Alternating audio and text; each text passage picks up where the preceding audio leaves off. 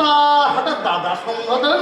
আসলে যে কথাটা বলবো বলে এসেছি তাতে দাদা সম্বোধন করা ছাড়া কোনো উপায় নেই।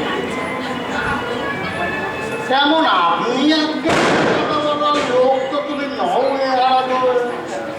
আই সুগার ইউ বোন টু বোন, মানে আমি তো তোমাকে হারে হারে দিই। আসলে বিষয়টা খুবই ব্যক্তিগত কিনা। ব্যক্তিগত বিষয় আমাকে বলার দরকারটা কি? আর কাউকে বলবো? আসলে আমি বিয়ে করতে চাই। বিয়ে? বলো কি বয়সটা কত হলো?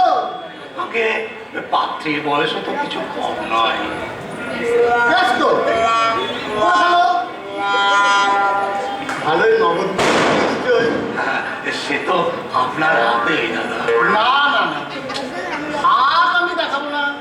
আরে এ হাত সে হাত নয়, বলছিলাম যে নিজের মুখে বলতে বড় লজ্জা করছে। আহা কি লজ্জা! যা বলার তো বলেই ফেলবো যে বিয়ে করবে। আগে কাকে করছি সেটাই তো এখনো বলি।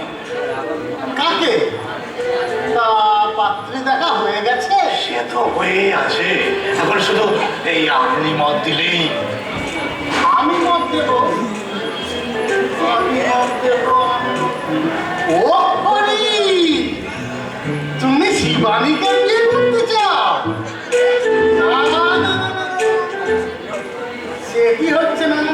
কেন দাদা, শিবানীকে বিয়ে দিলে আপনারই তো লাভ, একটা খোরাক কমবে।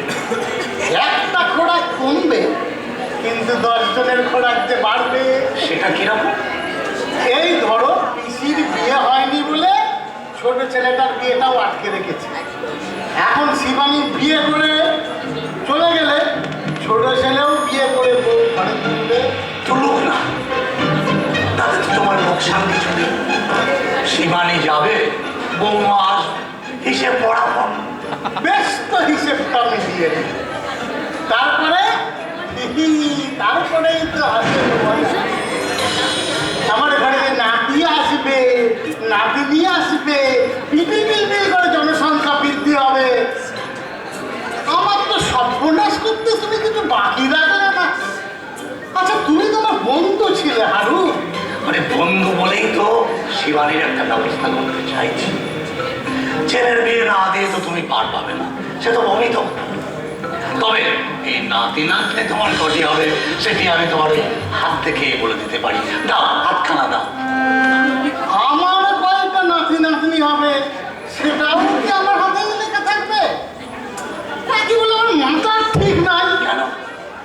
জামাই রোজ 2 সের করে চালের ভাত খাচ্ছে, তার তো জানার নামটাই নাই। লোসকানের পরে লোসকান। দাও, হাতখানা দাও, দেখে বলে দিচ্ছি জামাই কবে যাবে। কিছু করেছে হাত দেখা। তাহলে দাদা কথাটা পাক্কা তো? তোমাকে আবার কি দেনা পাওনা দিতে হবে না?